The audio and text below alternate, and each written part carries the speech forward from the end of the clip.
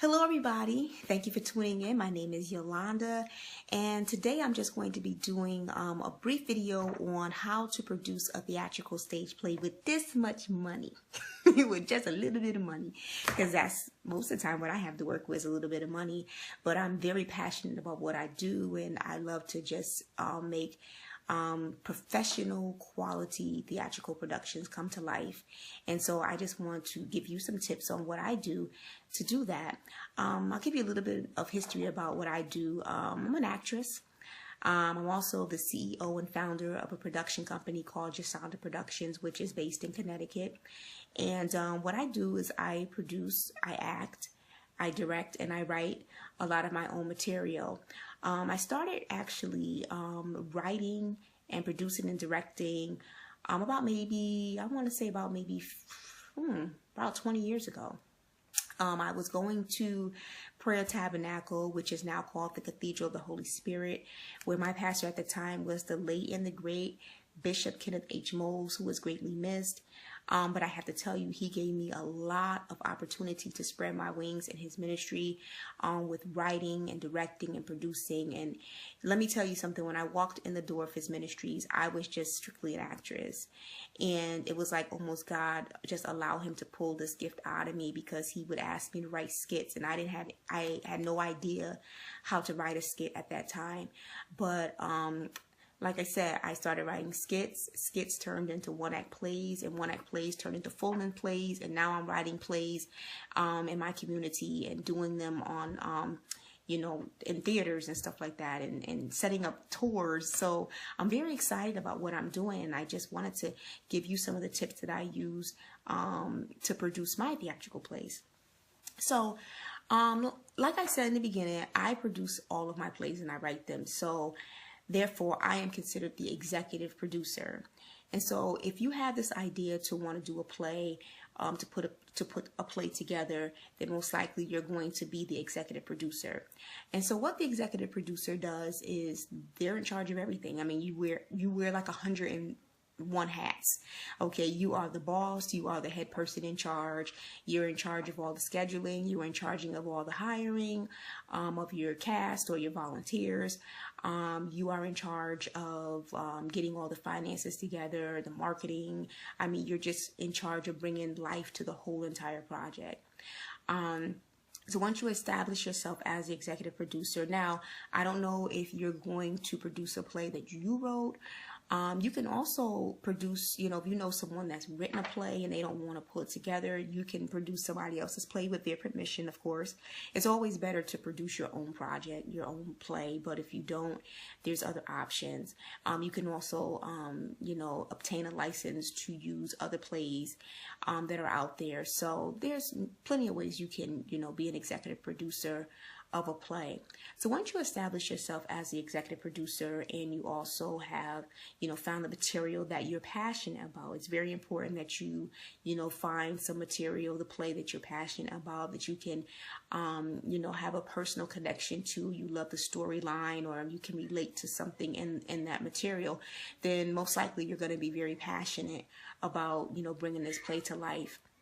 After you found your material and you're the executive producer and you're all fired up about it, you want to get organized before you do anything else, before you bring anybody else on the team. You want to get super, super, super organized. And, there's several ways you can do it. The one way I do is I get like a leather binder or something where I just have something where I can keep information just for this particular production. You don't want to mix this with anything else, because you're going to be having a lot of documents, over the next few months as you are, preparing for your production. Letters and all kinds of things. So contacts, you're going to be writing down things. So you want to keep everything in one place, be super organized. Another way that I become very organized is that I do a lot of my stuff in Excel. I make a list of everything in Excel. I mean, I make a list of even if I don't know what I'm going to do, I make a list of everything that I foresee for my production for the production night.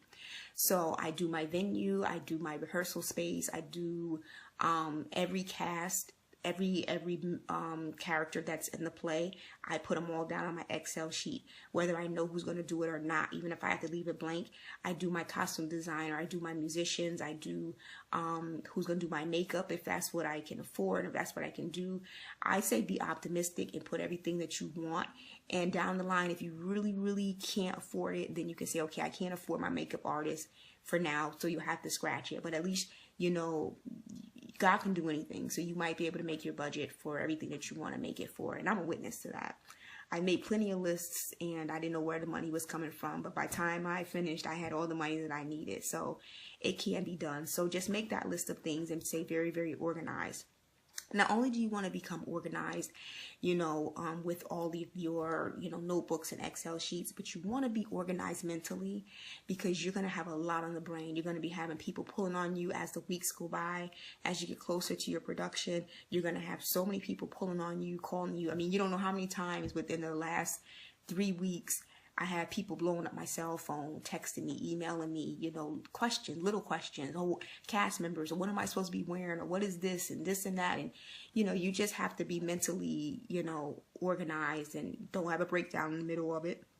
And also you want to be, and I don't know if I'm using the right term, but you want to be organized emotionally. And the reason why I want to say that is because, you know, you're going to start bringing on more people on your team, between cast members and production crews, and working with so many people. People that have different personalities.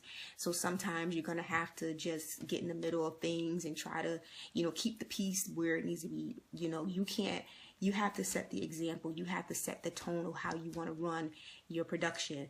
And the more peace that you bring to it, the more you keep the confusion down, the more you are a problem solver, the less drama you're going to have, the less confusion you're going to have.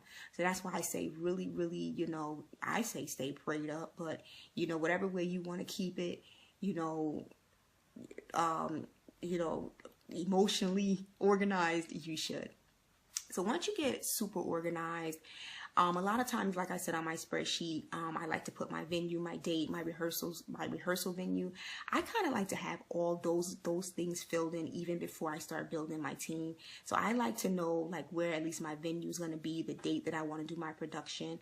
I want to have an idea of where I'm going to have my rehearsals and my rehearsal dates and the times. So once you're super organized with all of that, then you can start bringing on a team of producers. Now, normally I like to bring on like 2 or 3 strong people that can help me bring this whole project to fruition. You want people that you know that are going to be with you from the beginning to the end, that won't drop the ball. I mean, things do happen in between and you have to cover each other, you know, but you don't want somebody that's constantly going to drop the ball, or, you know, or you say, can you do this? Can you do that? And then you go back to check up and they didn't do it, you know, or they halfway did it. You don't need that, because that's just me. I take it very seriously. So if you say you're going to help me produce, I expect you to help me to produce it. So you want to get a strong team of producers. And once you get your team of producers, I like to always have some information for them, like the week, like I said. They're going to start asking, when do you want to have it? What do you want me to do? Or, you know, what's my assignment? You want to have an idea of what you want each producer to do. And you want to give them as much information as you can up front. So they can, you know, help plan, now they have a goal to work towards. So once you get your producers, then you can start delegating work to them. For example, you might have one producer that's really good at administration.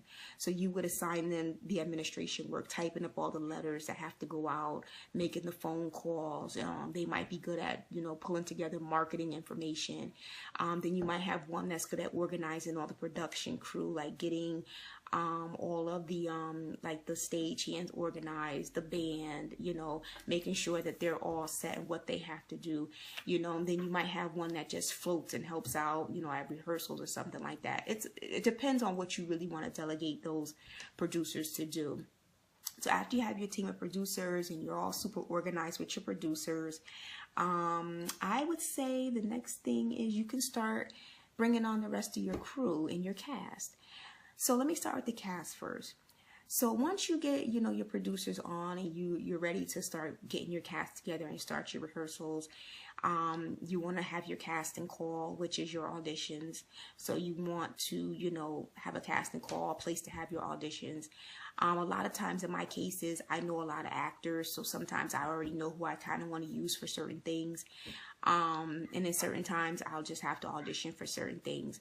So once you start having your rehearsals and you got your cast in place, I strongly recommend that you bring everybody together, the producers and the cast, together for the first rehearsals, so everybody knows, because they're going to be working together. The producers are going to be showing at rehearsals and, possibly calling them sometimes, and they might have to call the producers sometimes just to keep some things off of your shoulders as the executive producer.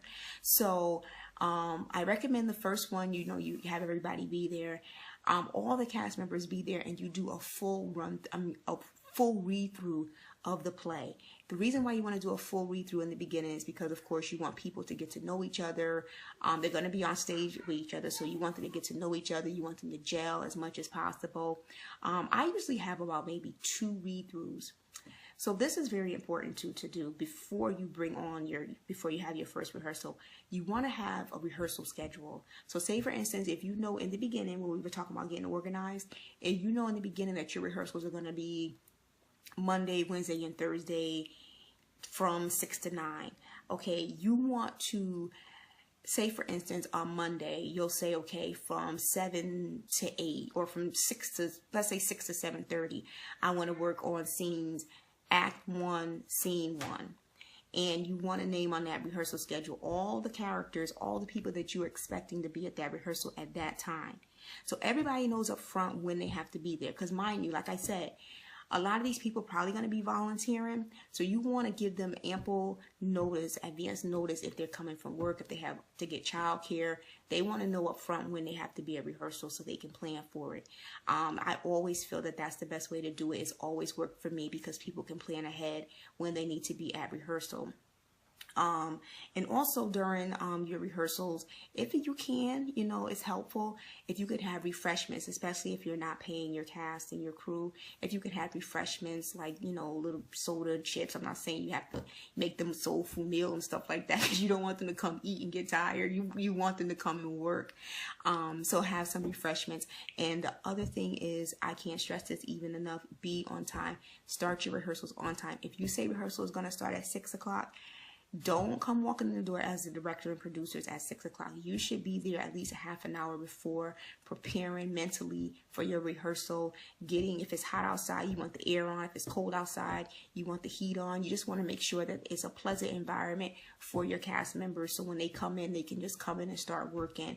You want to get that. You want the best atmosphere at all times when you have rehearsals and meetings. Okay, so we got past the casting call, so let's go back to the production crew now.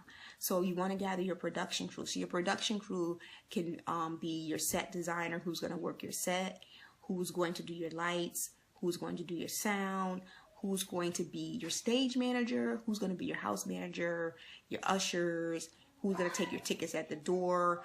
All of that stuff needs to be taken care of. So that's where you go back to your Excel spreadsheet, and then you start filling in who's going to do what. You want to give, like I said, you want to give everybody advance notice if you want people to volunteer for your project, or if you're going to pay them, you want to start looking for people earlier enough to get a commitment on that date.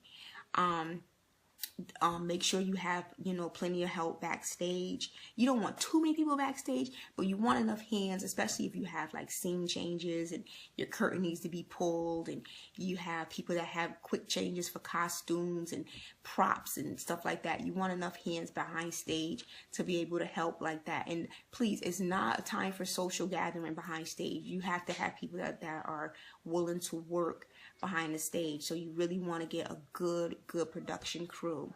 The next thing after that is you want to have frequent meetings with your producers. Normally I try to have meetings once a week. A good way to really have meetings is to have conference calls.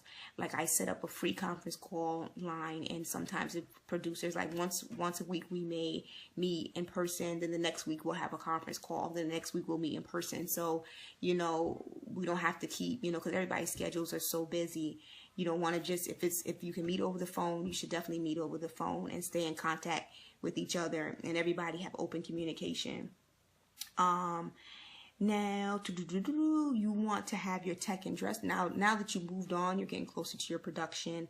You definitely want to do your marketing. That's a whole nother video I might just do. But marketing is very important. You want to market from beginning to end. You know, you can also do some save the dates, you know, on Facebook or wherever you want to do. Save the date, save the date. If you know your date, save the date, save the date. You want to start making a buzz about your production as early as possible so people will know that it's coming up. Also, like I said, tech and dress rehearsal. Tech rehearsal is technically the week of the production. Tech rehearsal, now this is the thing. Everybody needs to be at tech rehearsal. All your cast, anybody that's going to be involved in the play, because they need to know all the cues. So definitely your cast needs to be there. Your producer should be there. And tech rehearsal is basically to learn where the lighting cues are going to be, the sound cues, and where everybody kind of needs to be that night. It's not an acting rehearsal. It's not for actors. And then you have your dress rehearsal, of course, like the night before your production. And then it's showtime. And the most important thing is you worked so hard to get to that production date. Just make sure that everybody is just feeling good. There's a good vibe. You know, get a lot of rest before the night before if you can. You know, get up, eat breakfast. That's something I had to learn the hard way. Eat breakfast. Make sure you're eating your lunch, because you want to be very energetic by the time you get to your production night or production afternoon or whatever you have your production. You want to have a good vibe. You just want to have a good vibe. And as executive producer, you just want to enjoy that day. You don't want to have a lot of questions thrown at you. Everybody should basically know what they're going to be doing on that night. But anyway, you know, production date, make sure that everything's organized enough and that you start your production on time. Because when your audience get there, you should probably start letting your audience in probably a half an hour before your curtain time. So if your show is going to start at 7 o'clock, start letting your audience in at 6:30. And at 6:30 after that, your cast members should stay behind the scenes. Nobody should be on stage. There should be no sound check. It should be just everybody's getting into show mode. You want to be as professional as possible. You don't want people coming in at 6:30 and you're still doing sound check and setting up the stage and all that stuff. That's where your organizational skills have to come in, and you should have your timeline in the beginning of what time of the week, and down to everything. You should have a timeline for everything. So I hope that this video helped you out. I hope that you're encouraged to go out and to, you know, be an executive producer for a play that you really want to produce. I'm rooting for you. You know, it's a lot of work, but it's so rewarding. It's so rewarding. And so if I have helped you, please let me know. You can write me at my email. It's jasonda@yahoo.com. You can also visit my website, jasondaproductions.com. But most importantly, don't forget to subscribe to my YouTube channel, because in the near future, I'm just going to be dropping, you know, some videos and trying to help you have quality theater productions, and also some other things I'm going to be working on. So God bless you, and thank you for tuning in.